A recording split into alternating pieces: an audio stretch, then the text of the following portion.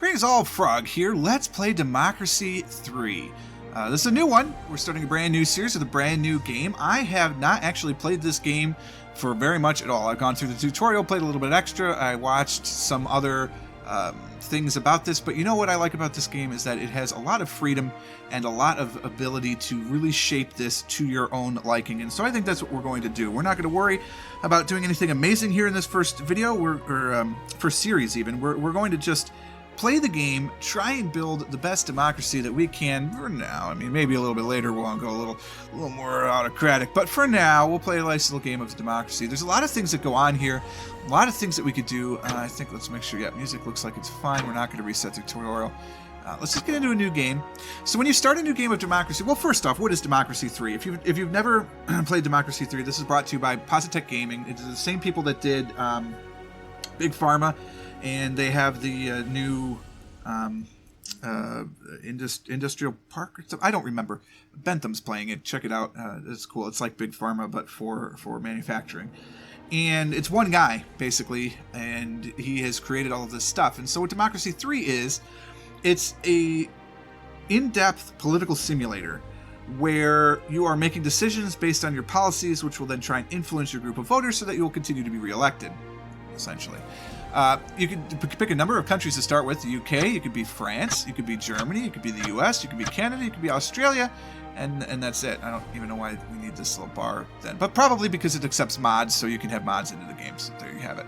And each one has different things about it, right? So for instance, you can see the population statistics as of July 2012. You can see the size, the life expectancy, the Gini rating, the GDP per capita, what the poverty rate is, the ethnicity percentage, religions. You can see, for example, in the United Kingdom, the tea consumption rate, obesity rate, and the Big Mac index. So you go to the United States, for instance, you still have the Big Mac index and the obesity rate, but now you have the beef consumption instead of tea consumption, right? GDP and poverty rate and all of this business and what have you, right? And you just pick what you would like to do. We're going to start with the U.S. Why? Because I'm American. So we're going to play with the United States. So the U.S. has a population as of July 2013 of approximately 360 million people, 317, I guess we're going to round up. Its size is 9.8 million square kilometers, which obviously we wouldn't say that in the United States. It'd be some sort of square miles. Life expectancy is 78.62 years. The Gini inequality rating is 47.7, which I'm not entirely certain how that works. The GDP is 49,008 per capita. The poverty rate is at 16%. The ethnicity is 79.9% white. We are essentially a Christian nation at 78.3%, though there are many, many subgroups of that percentage. The obesity rate is 30.6%. The Big Mac index is $4.20, and the beef consumption is 57.4 pounds per person, of which I skew that 100% in the zero direction because I do not eat beef, because I cannot eat beef. I do, however, I am able to eat bison, which is fantastic. All right, so our party name will obviously be, oh, we have to pick one? I can't just type it? Ooh, I can. Aha! These are probably actual parties. Yes, actually, looking at all this, these are the actual parties of the United States. Well, we're going to be the Patriotic Party of the United States, because clearly we are. We are opposed by people. The Patriotic Party is going to be kind of like a social liberal party, so we should be opposed by Republicans? The Conservatives. Just flat out the Conservatives. Okay, there are earthquakes and hurricanes possible in our country. There is no compulsory voting. There is no monarchy. We do have a 2-term limit as the president of this thing, so we've got a term length of 4 years. I don't know what that's going to do for us. We'll find out. The difficulty is at 100%. You can make it really super easy or whatever. We'll just leave it at 100%. Innate socialism, innate liberalism, political apathy. There it is. We'll just play with the basic defaults for the United States. Misinterpreting the Constitution as we go. So this is a turn-based strategy game. Okay? So each turn with an N, like an Arctic turn, Backstreet Boys, is, I'm fine, it's 3 months. And we have to go that X many years, okay? So, welcome to your new job as president. The lives of all 316 million citizens are now in your hands. As you will imagine, there are a number of situations and concerns that you'll need to deal with as soon as possible, while keeping an eye on the long-term improvement of our citizens' quality of life. Plus, do not forget that you face re-election in 4 years, so you'll need to monitor the opinion polls in our party membership. Good luck. So these are different things that we can look at and that we need to kind of figure out. These are concerns for people, essentially. The health is very poor. We would like to get that much higher. GDP is also sort of low for this game. Unemployment's a little high. Crime is bad. Poverty is getting up there. The education is about the only thing that we have going for us. Keep that in mind, people who say the education in this country is awful, because it's actually not. But, you know, there you go. Holy moly, look at all this stuff. What does this mean? Well, considering that this is essentially a rough and dirty tutorial version of the game, let's explain. There are 7 different sectors. I should have known that if I'd remembered. And I don't know if you could see it or not. You might need to turn the contrast up on your monitor. But as I hover over these different sectors, it tells you what it is in the background. So this is all related to taxes. This is all related to public services. This is all related to law and order. Ding, ding. This is all related to transport. This is all related to foreign policy. This is related to welfare, and this is related to the economy. So all of these sectors essentially have different elements inside of themselves, okay? Elements are in 3 different groups. There are policies, which are in white, which we can actually affect. So these are things that we can either enact or get rid of or change funding for, or all of those sorts of things. We can change policies. Now, it's a shift. It's a slow shift, so nothing is instantaneous. Oh, I didn't mean to do that yet, but we'll talk about how that works in a second. So we can affect policies, and we'll go into a policy and talk about all that in a minute. We'll drill into everything, don't you worry. Everything in blue, these are sort of like measurements or statistics. It's the data of the game. So our policy changes will affect the data of everything else. So this will tell you school funding data. This tells you school, actually, I think it's per student spending or something. I'm not sure. I'll have to click into all these things. That might be per student. I don't know. But all the blue things, those are essentially our metrics, a way to measure how well we're doing. And then we have green and red dots, which I was sort of surprised to see a green dot because in the short tutorial I played through, there were none. Everything was red. These are, I don't remember what the game called them, but I'm going to call them they're like events, that they're ongoing struggles if they're in red, or positive things that are happening if they're in green, that are of concerns to your citizens, and they help to kind of influence everything else that goes along. All right. We'll talk about their connections in a second. In the center of this display, these are the 21 different groups of voters. Okay, you'll notice one says everybody, so that's just, and if you hover over them, things go together, and I'll talk about that. But these 21 categories of people, socialists, capitalists, retired, patriots, commuters, etc., people, they don't represent individuals. They are people that believe in those things, or not necessarily believe, but identify with those labels, so they can mix, right? You could have a middle income state employee, retired motorist. That's one person. Could be in all 4 of those categories. So you're never ever going to be able to make everybody happy. But as you can see right now, the liberals don't like me at all. And you know, my policies is a general rule, is you're going to find a lot politically about me right now, because this first game I'm going to play sort of close to how I am, because I understand a little bit how that works. I am liberal, so this is strange for me. But we go through and we're going to make things higher. We're going to make things less. People are going to like us. People are going to hate us. It's very crazy. Now, the patriots love us. We're the Patriotic Party of America, so of course they're going to love us. I don't know if that's just a random roll or something. I'm not sure. But that's where we are, and that's how those things come together. And then the very bottom thing is our overall popularity. It's sort of the approval rating, which is not high. I can click for details. Yeah, it's not high. It's 6.8% right now. We got to get at least to 50%, or we won't be able to be reelected. So that's unfortunate. All right, in the last bit of our interface go through, let's talk about the top. The center thing is pretty easy to begin with. It's the turn making, right? Yeah, each turn is 3 months, so that's good to know. It tells you it's the next election. There are 16 turns in each election. So you have 16 turns to make sure that you get at least 50% popularity and stay there.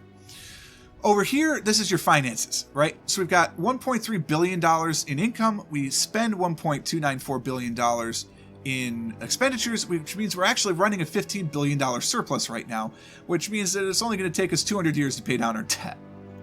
You know how those things go. The left-hand side, this is our political capital. I think of it as political power. You spend it when you're changing policies. So the more you have, the more you can do in any given turn. So that's 25 a turn right now. As we change our policies, as we get different advisors, that will come up and down. Then in our top right section, this is all the different things we can do. So we could get our crime report, we can get our, this is finances, I believe? No, this is the opinion polls, and obviously then finances are right next to it. We can go to our implementing new policies. So these are the policies that are in place. We can get new ones in place, and they'll fall in one of these 7 categories. These are achievements, just straight. It says awards. If you click on it, it says awards, but they're the achievements. This is where our cabinet is, and then we could do setup, and then this would be our the political parties. And I don't remember what that is. And then when we're ready to go to the next turn, we just click next. Turn-based, right? Okay, so how does all this stuff interact with each other? Well, if you hover over something, this, for instance, is the currency strength. And it tells you what affects it by the arrows pointing towards it, and what it affects by the arrows going away from it. Now, as you can see, this particular data point does not rely on policy. So it's not directly related to policy. Obviously, our policies will change the GDP. If a line here is red, it means it is negatively affecting what's happening. And if it's green, it means it's positively affecting. So obviously, if our GDP is low, our currency will be lower, which means the international trade and tourism will go up, right? Because more people want to come here, they can spend more of their money because our money is not worth as much. That's the concept for currency strength, right? You can click into it, and it tells you the relative strength, and it tells you what it is. So this is our currency, its value over time. It's at the beginning it was high, it dipped way down, now here, and then it's flat line. Okay, this will tell you what effects it has. It's a very minimal effect on international trade and tourism, very minimal cause from GDP, but it tells you everything on there. And if you hover over it, you can get exact percentages. If you are a numbers geek, this game is going to be fantastic for you. One thing I should point out based on this is how fast the lines are moving tells you how strong of an effect. Let's see if I can find something that's really strong. Everything's all the same right now. Trying to see if there's something that comes in at different rates. Yeah, here you go. So if you look at this violent crime, this is again a data point. I can't directly affect violent crime, but I can create things that will affect it. And this violent crime, you can see, look at how fast, and I can't move my mouse or it'll go down, but take a look at the police force in the kind of middle bottom left. Look at how fast those arrows are moving as opposed to, say, the one coming from the death penalty, right? Which tells you that the death penalty is not affecting violent crime as much as we would like. So let's click in here. So we can see, look at the police force is doing, it's great. In this case, right, we want violent crime lower. So it's fantastic if police force is engaging it. But our alcohol consumption is high. There's a little bit of racial tension, and that's not good. And our education rating is not, it's good, but it's not as good as it could be. So we would like to lower this even more than this. Now, granted, it is at, you're supposed to be able to hover over this and tell you. It's at a low rating, whatever it is. It could be much worse. Okay, so all those things interact. Then you can hover over a person or a group of people, and it'll tell you what they care about. So this socialist group of people, what they really care about are these things. Some of them are affecting positively, some of them are affecting them negatively. And we could try and manipulate that to get at what we want to do to maybe court the socialist voter. That dark gray behind it tells you how many of your population this category encompasses. So if you look, it's about half the population of the United States in this particular projection are socialists. And they espouse a socialist kind of policy. You can see it's inversely proportional to capitalists. Now that's a very simplification, obviously. But the capitalists care about some different things. They like the labor laws, right? But they cared about, there's not as much coming from the, I don't remember which one is which, public services. They don't really care about public services. State health, yeah, because it's costing you money. And then all the taxes and stuff, they care about that. But if you come over to a socialist, right, they care about all that, but they do care about schools. They care about technology colleges, or technological colleges. It's all just interrelated. What do parents care about? Well, they care about things that cost them money. They care about this asthma epidemic that's going on. So if they really care about it. If we wanted to try and fix it, we should try and fix it. Narcotics is neutral, right? They kind of care, kind of don't care. Handgun laws and subsidized school buses. That's what parents are worried about. And you can see it's maybe, a quarter of our population are parents? It's tough to say. And then, of course, this is everybody. What affects everybody in the everyone group, and those are your essentially hot button topics, if you will. All right, so what else are we going to do on this introductory episode? Well, we should really try and figure out some of what's going on, but before we could do that, we really need a good team. So let's go and check out our cabinets. All right. Now they're called ministers. The guy is British, so give him some slack. These are obviously secretaries in the United States. We could do a couple of things. We could reshuffle the whole cabinet, which will give me, it will cost me 10 capital. And you know I have 25. It'll tell you right now I have 25 currently available. I'm gaining 25 a turn. So I could do that, but it's the first turn of the game. We really don't need to do that. I could fire somebody for 6 capital. And what it's going to tell me is that this particular person, Catherine Murphy, she's my foreign affairs minister. She likes foreign policy, economy, and the tax. So she's in a section where she wants to be, which is going to positively affect her loyalty. So you see loyalty here. This tells you how likely she is to be with me. She does not have much experience. And you can see her effectiveness is not high, but that's because her experience is low. So that will come up with time. And she's sympathetic to the liberals and the youth, and vice versa. So she's going to try and push policies that will skew you more towards what the liberals and the youth will want, which is what I want, and so I'm going to continue to keep that in. Everybody also gives you a certain amount of political capital. So you can see she's giving me 4.5 political capital. She's actually the second strongest in political capital, so I'm fine with that. So Foreign Affairs Minister is essentially the Secretary of State. Welfare, which would be complicated to continue along, to give that an American thing, but we'll see. It only costs 4 capital to fire him because he's not as loyal, right? So it's not going to take much. People are like, oh yeah, he's not loyal to you. We understand. You just need to replace people with who you want. So I can see the potential ministers. These are all of the people who could possibly be on the job. She wants a welfare. She's going to give me more. Cynthia Torres is probably the better choice, honestly, to get more people in here. You know, maybe I want to go for a more minority representation. So I'm going to not just hire a woman, but also an ethnic minority woman as well. And all of these things will affect different things that go on. Now, she doesn't want to be a welfare minister, right? So we're not going to do that. But it is a possibility here. Maybe this is somebody that we need to get in, right? Maybe I really care about this youth vote. I'm not really much of a capitalist, but maybe I want to hold on to that vote. You know, try and appeal to both sides. Play what you can. I don't know if I'm going to do that or not. So there's your welfare minister, the minister for the industry, or the secretary of the treasury, probably. Well, tax is probably more treasury in our world. There's no direct correlation. Look, it would have been tough. This is a one-man guy to redo all of this. I'm sure that there are mods out there that do it, but for now we're fine. She's quite loyal, happy doing what she's doing, because she's in the economy, which is the ideal. This is Julia Bailey. We have quite a diverse cabinet, actually. I'm very happy about that. No experience, very little effectiveness, but again, this will move on. She's a capitalist sympathizer. This tax guy, he's pretty loyal. He wants trade unions and farmers. So Brandon Phillips, you got that. Benjamin Anderson's our public services. He is sort of loyal, not that loyal. Maybe we need to move him along. Again, that probably is because I've said that the Conservative Party is my opposition party. He's probably left over from the last presidency. Who knows? All right, very loyal, and he's actually my most effective minister. So transportation policies are going to be enacted faster than anything else right now because, well, maybe not. The chancellor is pretty good too. So chancellor of the Exchequer would be that, and I never pronounce that word correctly. That's fine. This is mostly okay. I'm not sure I want to spend political capital right now to fire my team because they're still relatively loyal, so we're going to stick with those guys. Are there any security threats right now? So here's my intelligence briefing. It tells you how effective we are. The Armed Police Service is about 58% effective. Our intelligence service is 78% effective. So this is pretty good knowledge that we know. So we know these groups exist. The Wildlife Trust, the Heritage Society, the Church of Christ, the Human Rights Society, the Communist Party, Traditional Values Alliance, the Patriot Party, which is us, the Friends of the Planet, the Equality Now, Business First, Farmer Society, all these different people. These are militant groups, which is why they have the gun next to them. These all exist, right? They're in our world. And we don't have a threat assessment of these guys necessarily as good as it could be, but these are more dangerous, those are no, but there's nobody in us, right? Our party itself has 1.1 million members, which is why we're not popular, so we need to try and do a little bit more. We actually have fewer people than the Communist Party. Not ideal. Let's check out the opinions. This tells you every group, where they are, the percentage of cynicism and complacency. So this is the percentage of like, the dislike rating, and how complacent they are, which means how likely they are to change or not change. And it gives you every group. And we can click on to go straight to them and see what's going on.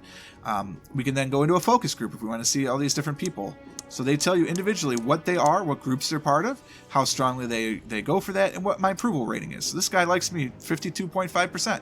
Nicole Nelson, very nice. Thank you. Love that. Thank you. Keep it on. Everything says Nicole Nelson.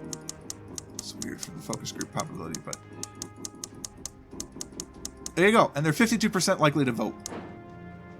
You can also look at the policies that we have in place.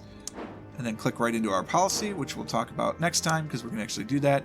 And then this is a list of changes since I was first elected, which is obviously none because we haven't even moved a turn yet. And this tells you that right now our country is not fairly because it'd be way over here, but is leaning capitalist and leaning conservative. That's where we are right now. So as we create policies, it will affect that. Here's our finances. Tells you what percentage of everything comes in. So technology colleges are costing or bringing in the most. No. It goes from here to here, right? So they're about halfway. Military spending is the top. We're the United States, so that's not a surprise. And we have a 95% efficiency rating, which honestly is pretty good.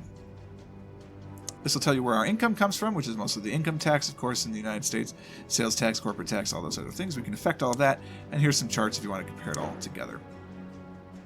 We're going to talk about policies later. I have no achievements, but that is Democracy 3. So in the coming days and weeks and maybe even months, we will be playing Democracy 3, going through trying to affect positive change, turn some of these things from red to green, getting some good policies out there, and hopefully winning re-election, and then doing so and making good policy through to the end of our second term. And I don't know if I get to play again as a different person because I've never done this. We'll find out. Hopefully, though, you guys will enjoy the series with me. Click the like button on this one if you want to see more democracy, because the more likes that are on the first video of a series, the more it gets around and the more people will see it. And then, of course, continue to watch as we go along. Thank you so much for joining me. Hope you enjoyed it. If you did, click the like button. Consider subscribing to the channel to stay updated on everything that happens. And until next time, cheers.